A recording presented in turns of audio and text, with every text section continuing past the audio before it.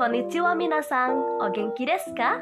Hajimemashite, watashi no namae wa Anita Handayani desu. Chimahi Daiichi Senmon Koko 13 年生です。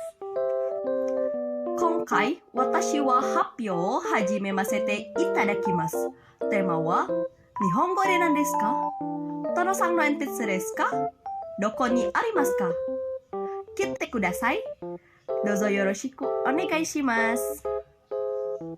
Minasang, sesuai dengan yang saya jelaskan tadi, kalau di sini saya akan mempresentasikan 3 materi, yaitu Nihongo de nan desu ka?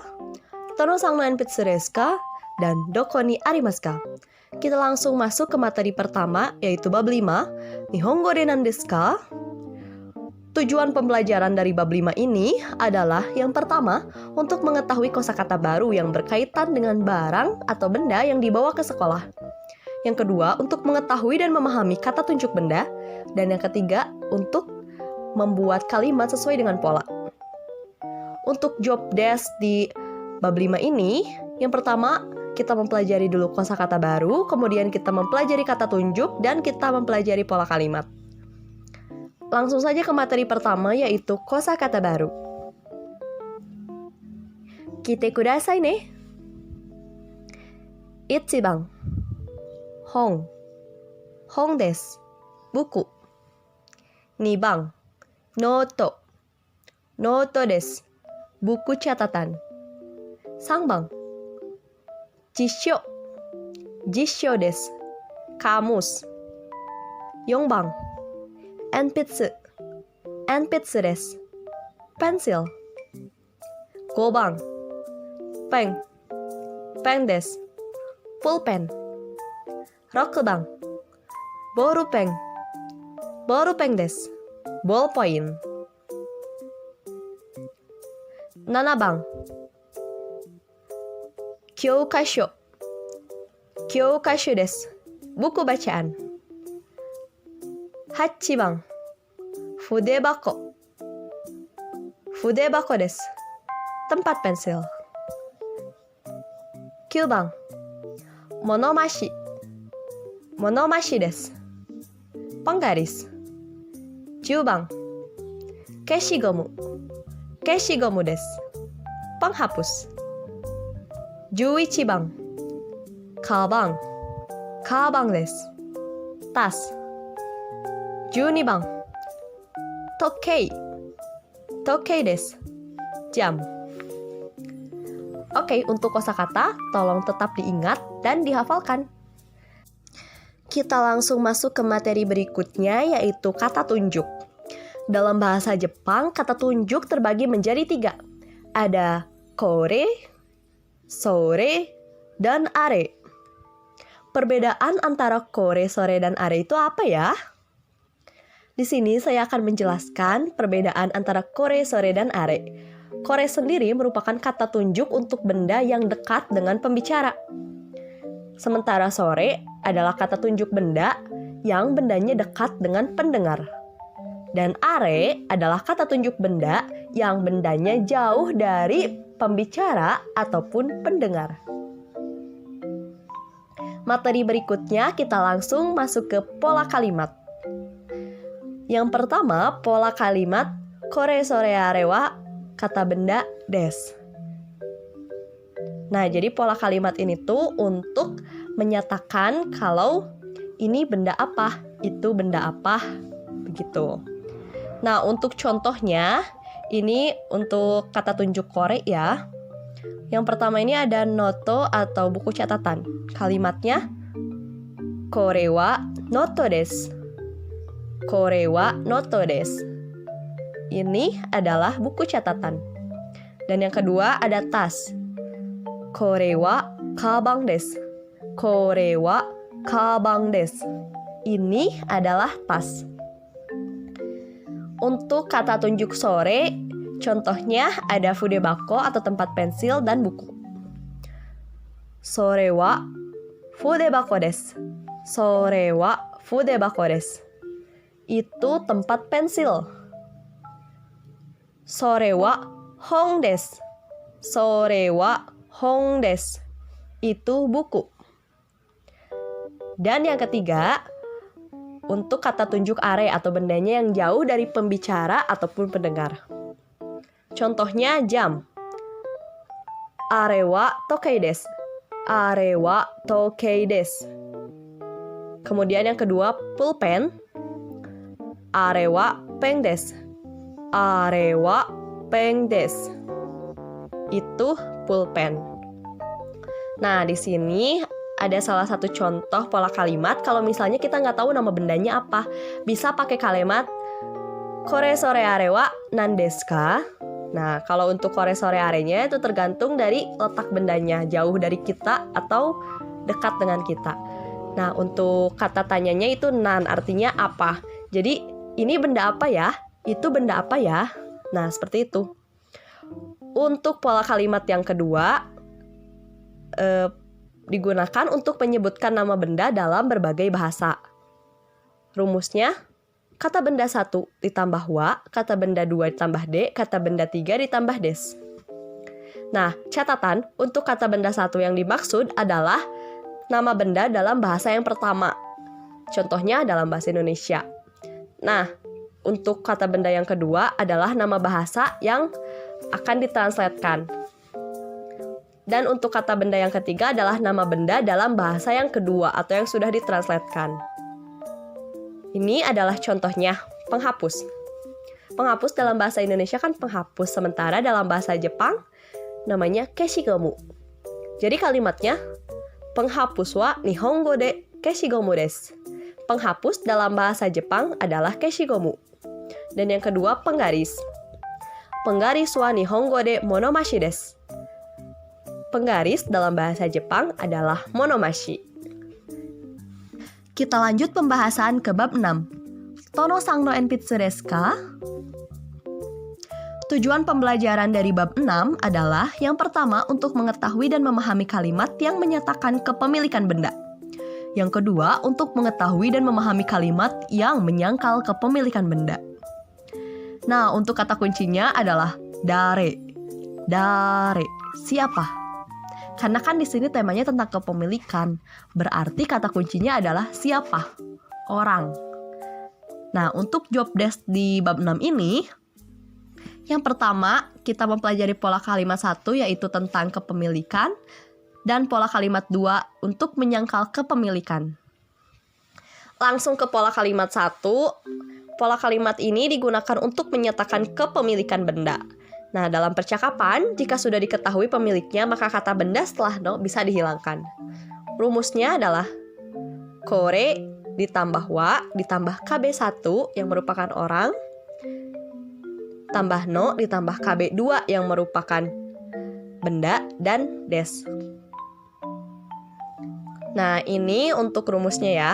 Yang atas itu untuk kalimat positif, dan yang kalimat bawah itu untuk kalimat pertanyaan. Kore wa kb1 orang no, kb2 benda, des. Kore wa dare no, kb2 benda, desu ka? Nah, kalau untuk kalimat tanya jangan lupa untuk menambahkan ka di akhir des. Jadi desu ka, desu ka. Ini untuk contohnya. Kita coba ya pakai pola kalimat yang tadi. Yang pertama, kore wa watashi no kabang desu. Kore wa Mori-san no pen desu. Kore wa Hana-san no jisho desu. Kore wa Alma-san no hong desu. Nah, mudah bukan? Ini ada contoh percakapan dalam pola kalimat yang pertama. Kore wa dare no monomashi desu ka? Ini penggaris siapa ya? Watashi no monomashi desu. Itu penggaris saya. Nah, karena kan udah diketahui nih pemiliknya siapa, maka kata monomashi ini bisa dihilangkan. Jadi, watashi no desu, itu punya saya. Gitu. Nah, untuk latihan boleh deh dicoba untuk benda pensil, buku catatan, dan juga tas. Kita langsung ke pola kalimat 2. Pola kalimat ini digunakan untuk menyangkal kepemilikan benda. Pola kalimatnya, kore sore are ditambah wa, ditambah kata benda satu yaitu orang, ditambah no, ditambah kata dua benda, dan ditambah dewa arimaseng. Dewa arimaseng. Nah, kata dewa arimaseng itu menunjukkan penyangkalan atau bentuk negatif. Itu bukan punya saya, begitu. Untuk contohnya, korewa tono-sang no keshigomu dewa arimaseng. Ini bukan penghapus punya Tono. Nah, di sini ada contohnya ya. Contoh soal atau latihan. Hideo-sang dengan buku. Korewa Hideo-sang no hong dewa arimaseng. Ini bukan bukunya Hideo. Kemudian yang kedua, korewa nyoko-sang no tokei dewa arimaseng. Ini bukan jam milik Nyoko. Nah, mudah kan? Kita langsung ke percakapan. Nah, untuk percakapan tuh kan bisa jadi ada dua peluang, yaitu jawaban positif atau mengiyakan atau jawaban negatif yang menyangkal. Nah, ini untuk jawaban yang positif. Hideo-sang, korewa Hideo-sang no kabang desu ka? Hai, watashi no desu. Dozo, arigatou gozaimasu. Hideo-sang, ini tas punya Hideo kan? Ya, betul, punyaku. Ini, terima kasih. Dan selanjutnya ada percakapan yang jawabannya negatif atau menyangkal. Korewa Nao-sang no bolpen desu ka? Iie, watashi no bolpen de wa arimasen. Korewa dare no bolpen desu ka? Sore wa watashi no desu. Oh, dozo. Arigatou gozaimasu. Nah, artinya ini pulpen punya Nao bukan ya? Bukan, itu bukan pulpen saya. Ini pulpen punya siapa ya? Oh, itu punyaku. Oh, ini. Terima kasih. Dan yang terakhir, bab 7, yaitu doko ni arimasu ka? Doko ni arimasu ka? Ada di mana? Nah, untuk tujuan pembelajaran dari bab 7 ini, yang pertama, untuk mengetahui kosakata baru yang berkaitan dengan benda di kelas. Yang kedua, untuk mengetahui dan memahami preposisi atau letak suatu benda di kelas. Dan yang ketiga, membuat kalimat sesuai dengan pola. Untuk kata kuncinya adalah doko. Doko. Di mana? Job desk di bab 7, yang pertama kita mempelajari kosakata baru, kemudian mempelajari preposisi benda, dan mempelajari pola kalimat. Langsung ke materi yang pertama, kita akan mempelajari kosakata baru. Kosakatanya ini yang ada di dalam kelas. Kite kudasai ne. Ichiban, isu, isu desu, kursi. 2番、机、机です。メジャー。3番、カレンダー、カレンダーです。カレンダー。4番、ゴミ箱、ゴミ箱です。トンサンパ。5番、写真、写真です。頑張る。6番、花瓶、花瓶です。vas bunga。7番、黒板、黒板です。papan tulis。8番、黒板消し、黒板消しです。penghapus。Nah, untuk kosakata tetap diingat ya. Masuk ke materi berikutnya, yaitu preposisi benda atau letak benda. Nah, sebetulnya ada beberapa preposisi benda ya dalam bahasa Jepang, tapi yang dipelajari di bab 7 ini ada 3. Yang pertama, ue. Yang kedua, naka. Dan yang ketiga, shita. Ayo kita ucapkan bersama. ue. Ue desu. Di atas. Naka. Naka desu. Di tengah. Shita. Shita desu. Di bawah. Selanjutnya kita langsung masuk ke pola kalimat. Nah, di sini ada rumus pola kalimat. Nah, pola kalimat ini tuh digunakan untuk menyatakan atau menerangkan posisi suatu benda terhadap benda lainnya. Untuk rumusnya, kata benda pertama atau kata benda satu, yaitu adalah benda yang kita cari tahu letaknya di mana, ditambah dengan partikel wa. Kemudian kata benda dua adalah benda yang menjadi tempat dari benda tadi. Nah, ditambah dengan partikel no. Nah, terus ditambah lagi dengan kata benda tiga, yaitu posisi atau letak dari benda tersebut. Ditambah lagi dengan ni arimas.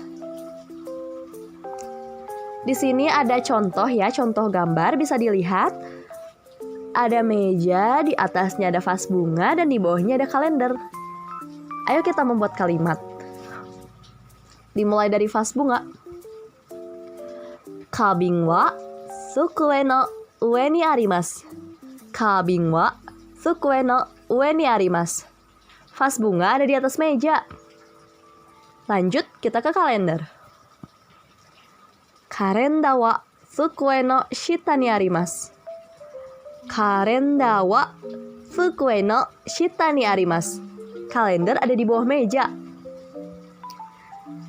Nah, langsung ini di sini ada contoh lagi. Contoh kalimat beserta dengan latihan. Untuk yang contohnya,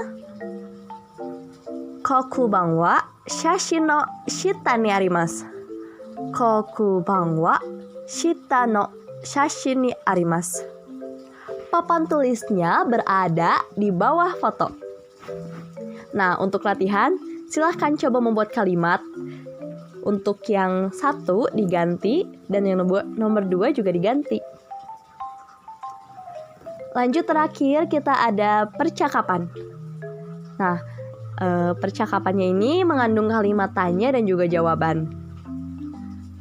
Kalender wa doko ni arimasu ka? Kalender wa doko ni arimasu ka? Kalender ada di mana? Kalender wa fukue no ue ni arimasu. Kalender wa fukue no ue ni arimasu. Kalender ada di atas meja. Nah, untuk latihan, ini ada contoh benda. Silahkan membuat kalimat sendiri. Oke, minasan, watashi no happyou jubun desu. Arigatou gozaimasu. Sayonara.